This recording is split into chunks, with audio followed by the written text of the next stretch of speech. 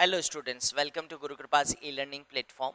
और पिछली क्लास में अपन ने आयोनाइजेशन पोटेंशियल स्टार्ट कर दिया था। आयोनाइजेशन पोटेंशियल को आगे बढ़ाते हैं।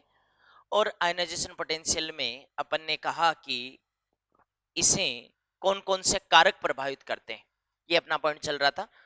4 कारक हो गए थे। उसके बाद में देखिए अगला कारक लेते हैं और वो है अर्धपूरित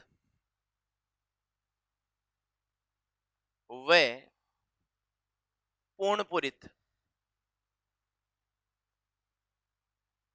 उपकोषों का स्थायित्व। Stability of half filled and full field सब सेल्स। ठीक है, अर्धपूरित और पूर्णपूरित उपकोषों का स्थायित्व है। अब आप एक बात जानते हो, ध्यान से सुनना, स्टेटमेंट मत भूल जाना कि अर्धपूरित और पूर्णपूरित उपकोष, अर्धपूरित और पूर्णपूरित उपकोष लिख लीजिए, अपने निकटतम विन्यासों, निकटतम को अंडरलाइन कर दें, निकटतम विन्यासों से अधिक स्थायी होते हैं। अब मैं निकटतम बोल रहा हूं, इसका मतलब है केवल इधर और इधर वालों से तुलना करनी है, एक छोड़ के एक भी आप मत तुलना कर लेना। समझ गए ना? दोबारा रिपीट कर दूं, अर्धपूरित और पूर्णपूरित उपकोष अपने निकटतम विन्यासों से अधिक स्थायी होते हैं, अतः इनके आयनन विभव अपने निकटतम विन्यासों से ज्यादा होंगे। बस इतनी सी बात है। तो जैसे एक एग्जाम्पल ले लूं मैं, और इसमें बेटा जी जैसे मान लीजिए कि मैं एग्जाम्पल ले रहा हूं नाइट्रोजन एंड ऑक्सीजन। ठीक है, आपने कहा था कि जेड इफेक्टिव बढ़ने के साथ साथ आईपी बढ़ता है। तो आप बताइए कि नाइट्रोजन से बाएं से दाएं जाऊंगा, एक ही आवर्त के तो सदस्य हैं, नाइट्रोजन के जस्ट बाद ही तो ऑक्सीजन आता है। जैसे नाइट्रोजन का लास्ट में विन्यास है 2s2 2p3 और ऑक्सीजन का है 2s2 2p4। तो ये निकटतम हुए कि नहीं हुए, पहले तो ये बताओ। हुए, एकदम जस्ट आगे वाला ही है। और जेड इफेक्टिव ज्यादा किसका कोई पूछे तो ऑक्सीजन का, उस हिसाब से आईपी ज्यादा किसका होना चाहिए, ऑक्सीजन का होना चाहिए। लेकिन फिर भी बेटा जी इसका होता है नाइट्रोजन का। अब तुम कहोगे क्यों? क्योंकि इसमें जो P3 विन्यास है वो आधा भरा हुआ है, जबकि P4 आधे भरे हुए विन्यास के जस्ट पास वाला है। तो इन दोनों में से स्थायी विन्यास कौन सा है? P3। इसलिए यहां से इलेक्ट्रॉन निकालने में ज्यादा जोर आएगा बजाय इसके। ये तो इजीली इलेक्ट्रॉन दे देगा। क्यों? क्योंकि इलेक्ट्रॉन देते ही, एक इलेक्ट्रॉन देते ही इसको P3 विन्यास मिल जाएगा, तो इसको तो स्थायित्व तो मिल जाएगा, इसलिए ये तैयार बैठा है। तो यहां से आसानी से निकलेगा आईपी कम, यहां मुश्किल से निकलेगा आईपी ज्यादा। इसी तरह से नाइट्रोजन के जस्ट नीचे कौन आता है? फास्फोरस, और ऑक्सीजन के जस्ट नीचे सल्फर। बेटा जी इसमें भी ये बात लगेगी। तो एक बात गांठ बांध लो तुम, तो मेरी बात ध्यान रखना, 3s2 3p3 3s2 3p4 ये विन्यास है। मेरी एक बात ध्यान ही रख लो, क्या कि जब जब हम आवर्त में बाएं से दाएं जाएंगे तो ये इस तरह का एक ब्रेकर या बैरियर आएगा। वहां हमें सावधान हो जाना है कि जब जब बाएं से दाएं जा रहे हो तो P3 और P4 जब जब आएंगे P3 को उठा के आगे रख देना है। दैट्स ऑल, ध्यान रखना। तो ये अर्धपूरित और पूर्णपूरित उपकोषों के स्थायित्व की बातें आ गई। यहां पे मैं एक चीज क्लियर कर देना चाहता हूं बेटा जी, क्या कि गुरुजी नाइट्रोजन का ऑक्सीजन से तो ज्यादा है, नाइट्रोजन का फ्लोरीन से भी ज्यादा है क्या? नहीं। क्यों नहीं? क्योंकि फ्लोरीन नाइट्रोजन का निकटतम विन्यास नहीं रखता, और जब निकटतम विन्यास नहीं रखता तो हम अर्धपूरित पूर्णपूरित की बात भी नहीं करेंगे। Is that clear? ओके, तो ये थोड़ा सा ध्यान रखना। इस पर एक क्वेश्चन और ले रहा हूं मैं। अच्छा, क्वेश्चन लेने से पहले एक एग्जाम्पल ये बता दिया, एक एग्जाम्पल आप ये भी बता सकते हो कि जो अक्रिय गैसें हैं, अक्रिय गैसें हैं बेटा वो पूर्णपूरित विन्यास रखती है, और पूर्णपूरित विन्यास रखती है, काफी ज्यादा स्थायी विन्यास रखती है। इसीलिए उनका जो आईपी है वो अपने आवर्त में सबसे ज्यादा है, आवर्त में मैक्सिमम है इनका आईपी।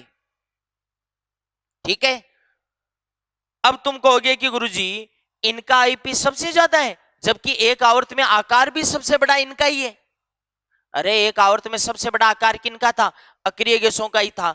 तो उस हिसाब से देखें तब तो इनका आईपी सबसे कम होना चाहिए था, आकार किससे जोड़े तब तो। लेकिन ना, इनका स्थायी विन्यास है और काफी ज्यादा स्थायी विन्यास है, इसलिए इनके आईपी भी काफी ज्यादा हैं। ठीक है, ये भी चीज आ गई। अब एक क्वेश्चन डिस्कस कर रहा हूं मैं आपसे, सोच समझ के जवाब देना, फिर मैं आपको एक एडवाइस भी दूंगा। ठीक है, क्वेश्चन क्या है बेटा जी, सुनना कि क्रोमियम और मैंगनीज दो तत्व हैं, इसी तरह से कॉपर और जिंक दो तत्व हैं। ध्यान से सुन लेना। कोई कहे कि आईपी फर्स्ट का क्रम बताओ क्रोमियम और मैग्नीज में, और आईपी सेकंड का क्रम बताओ क्रोमियम और मैग्नीज में, तो आपको एक खास बात बताना चाहता हूं कि आईपी फर्स्ट तो क्रोमियम और मैग्नीज में से मैग्नीज का ज्यादा है, लेकिन आईपी सेकंड की बात करूं तो क्रोमियम का ज्यादा है मैग्नीज से। ठीक है, इसी तरह से कॉपर और जिंक में भी यही है कि फर्स्ट आईपी तो कॉपर की बजाय जिंक का ज्यादा है, लेकिन सेकंड आईपी कॉपर का जिंक की बजाय ज्यादा है। अब इसका क्या कारण है, थोड़ा सा देखिए। इसमें भी अर्धपूरित और पूर्णपूरित विन्यास ही जिम्मेदार है। तो साहब अर्धपूरित पूर्णपूरित विन्यास किस तरह से जिम्मेदार है, थोड़ा सा आप देखिए, इस क्वेश्चन को समझते हैं।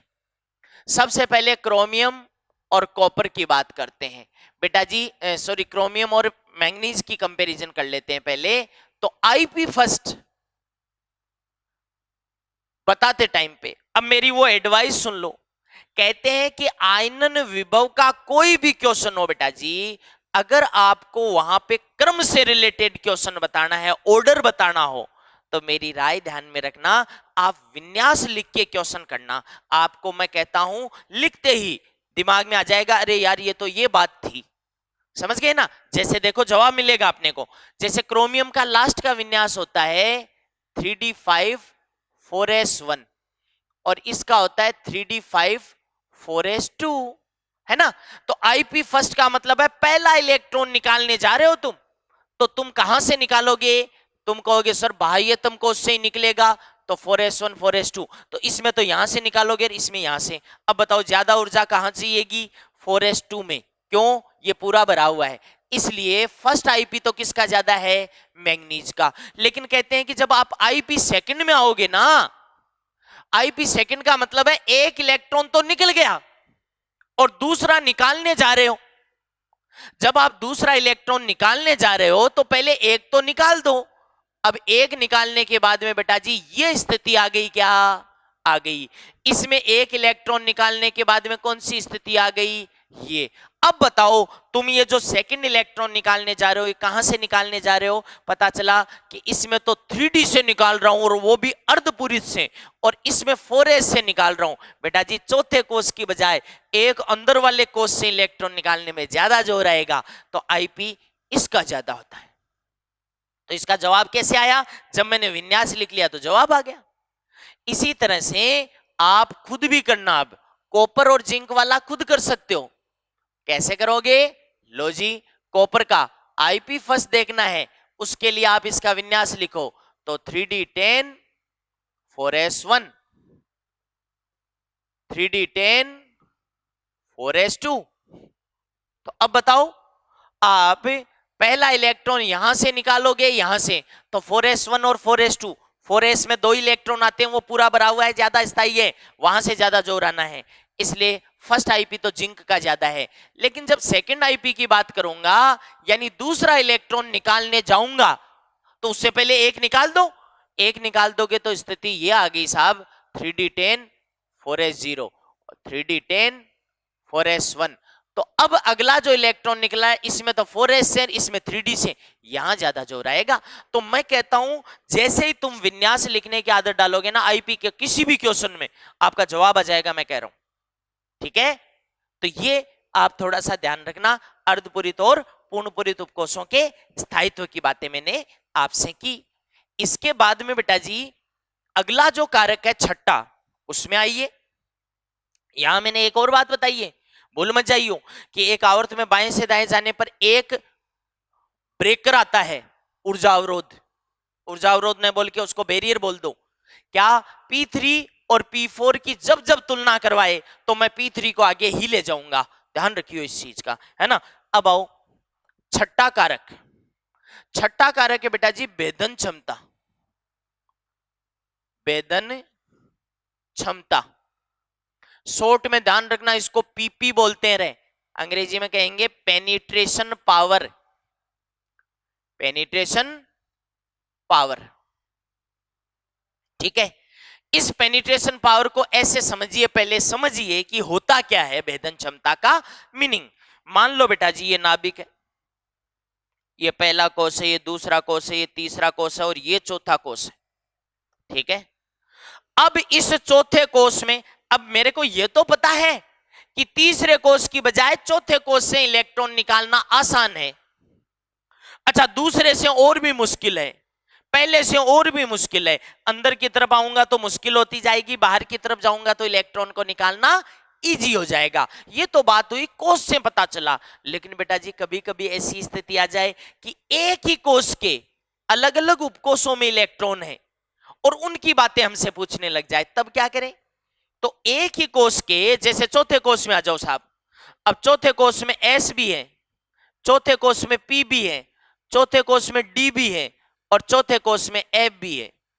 तो कोई कहे कि यार ठीक है, तीसरे कोष की बजाय चौथे कोष से इलेक्ट्रॉन निकालना आसान है, लेकिन चौथे कोष में एक बार S से इलेक्ट्रॉन निकालना है, एक बार P से निकालना है, एक बार D से निकालना है, एक बार F से निकालना है, तब तू बता।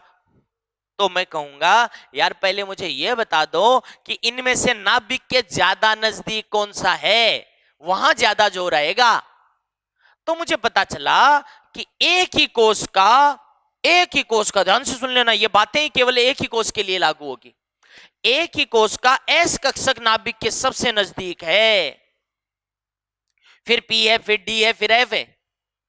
इसका मतलब है सबसे ज्यादा जोर S का इलेक्ट्रॉन निकालने में आएगा, उससे कम आएगा P में, फिर उससे कम D में, फिर उससे कम F में। मैं मेरी बातें एक ही कोष के उपकोषों के लिए कर रहा हूं, तो मैं एक स्टेटमेंट लिख सकता हूं, क्या एक ही कोष, अब ये शर्त हो गई है कि भेदन क्षमता की बात एक ही कोष के लिए लगेगी।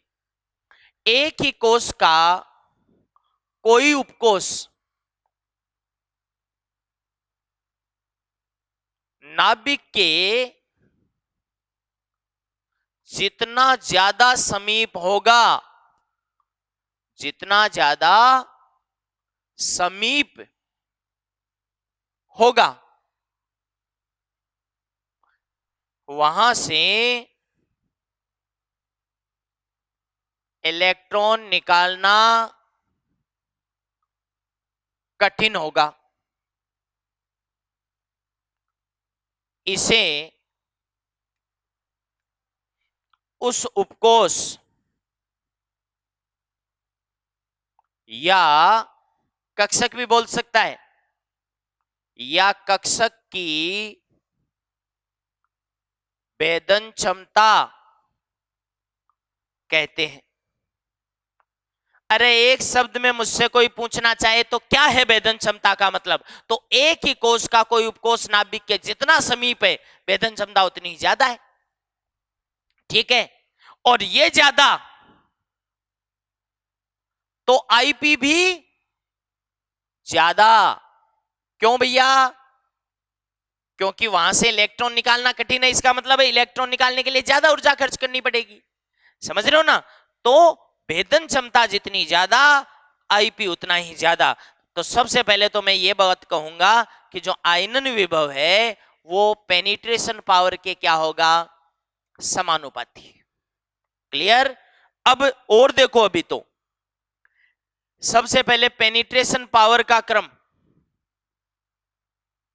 पेनिट्रेशन पावर का क्रम होता है S P D F। अरे नाभिक से नजदीकी के आधार पर है यार, है ना। तो IP का क्रम भी क्या हो जाएगा, यही हो जाएगा, S पी डी एफ। शर्त मत भूल जाना बस कि ठीक है ये बात लगा दो चाहे से, लेकिन शर्त क्या है? सबसे पहली शर्त तो है एक ही कोष के उपकोष होने चाहिए। ये एक ही कोष के उपकोष होने चाहिए रे, ऐसे नहीं कि एस तो दूसरे कोष का हो गया, पी तीसरे का हो गया, डी चौथे का हो गया। नहीं, नहीं चलेगा। एक ही कोष के उपकोष होने चाहिए, तब ये बात लगाना है ना। और एक चीज और लगा देना बेटा जी, ये चीज तभी लगेगी जब निकटतम विन्यासों की तुलना कर रहे हो।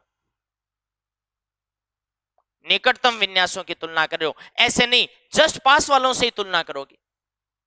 तो तुरंत मेरे दिमाग में एक बात स्ट्राइक कर रही है, क्या कि गुरुजी अर्धपूरित वाली बात भी निकटतम के लिए ही लग रही है। तो एक काम करो, एक कंबाइंड नोट लिखो, इंपॉर्टेंट काम की बात है, क्वेश्चन करते टाइम पे सावधानी रखना इसकी। लिखिए, क्या लिखोगे? अर्धपूरित पूर्णपूरित उपकोषों का स्थायित्व है तथा भेदन क्षमता के आधार पर आयनन विभव की तुलना केवल निकटतम विन्यासों के लिए ही करते हैं। एक छोड़ के एक के बाद भी आप भेदन क्षमता की बातें नहीं करोगे। Is that clear? ओके, तो ये बात आई। तो पता चला कि एक ही कोष के एस में से इलेक्ट्रॉन निकालो और एक जगह पी से निकालो, तो ज्यादा जोर कहां से आएगा? एस से। तो आईपीपी ज्यादा किसका होगा? एस का। एक एग्जाम्पल ले लेते हैं अपन इस पर, और ये एग्जाम्पल अपने को देखिए क्या बताएगा। एग्जाम्पल है बेटा जी ये रहा। सबसे पहले बेरिलियम और बोरॉन। कोई कहे कि बाएं से दाएं जाएंगे तो जेड इफेक्टिव बढ़ेगा, उस हिसाब से बोरॉन का ज्यादा होना चाहिए, लेकिन ना, इसका नहीं होता, बल्कि बेरिलियम का होता है। ये इसके विन्यास में छुपी हुई बात है। बेरिलियम का लास्ट में विन्यास है 2s2 और बोरॉन का विन्यास है लास्ट में 2s2 2p1। अब बेटा जी बताओ कि यहां इलेक्ट्रॉन निकाल रहे हो यहां से, यहां पहला इलेक्ट्रॉन निकालोगे 2p1 से, तो एक ही कोष है। कैसे पता चला? दूसरा दूसरा, तो एक ही कोष हो गया, अपनी बात लगने लायक बन गई। फिर निकटतम है क्या? हाँ, 2s2 के जस्ट बाद 2p1 ही आता है, तो निकटतम भी है। इसका मतलब है, अब बताओ ज्यादा किसका होगा? तो साहब एक ही कोष का तो s से इलेक्ट्रॉन निकालने में ज्यादा जोर रहेगा, इसलिए बेरिलियम का ज्यादा है। ठीक है, इसी तरह से बेरिलियम के जस्ट नीचे आता है Mg और बोरॉन के जस्ट नीचे आता है एल्यूमिनियम। बेटा जी इसके लास्ट में आता है 3s2, इसके लास्ट में आता है 3s2 3p1। वो की वो ऊपर वाली बात, Mg का ज्यादा होता है। ठीक है, ये किसका क्रम है? कोई पूछे तो कह देना आईपी का क्रम है। उसका कारण क्या है? कह देना पेनिट्रेशन पावर के कारण से है। भेदन क्षमता ज्यादा है किसकी? एस की। किससे? पी से। तो तुम कहोगे गुरुजी फिर तो आपने कहा था कि एक आवर्त में जब हम बाएं से दाएं चलेंगे ना तो दो ब्रेकर या बैरियर जरूर आ गए। पहला P3 और P4 की तुलना करवा ले, तो वहां पे सावधानी रखनी है कि P3 आगे ले जाना। एक S2 और S2P1 जब आए तो S2 वाले को आगे कर देना। ये दो बातें मत भूल जाना। एक आवर्त में बाएं से दाएं जाने पर आमतौर पर क्वेश्चन बहुत सिंपल बने, लेकिन बेटा जी ये तो बेसिक चीजें हैं दोनों के दोनों, इनको मत भूल जाना। अच्छा एक चीज और, कई कहेंगे कि गुरुजी बेरिलियम का इससे तो ज्यादा है, लेकिन क्या 2s2 2p2 2s2 2p2 इससे भी ज्यादा है क्या? इसमें भी तो यहां P से निकाल रहा हूं और यहां S से, मत लगा देना। क्यों? फिर मैं बार बार क्यों बोल रहा हूं कि निकटतम निकटतम निकटतम। ठीक है, ये दोनों कारक किसके लिए तुलना में काम आएंगे? निकटतम विन्यासों की तुलना करने में काम आएंगे। क्लियर? तो ये कारक वे जो प्रभावित करते हैं आयनन विभव को।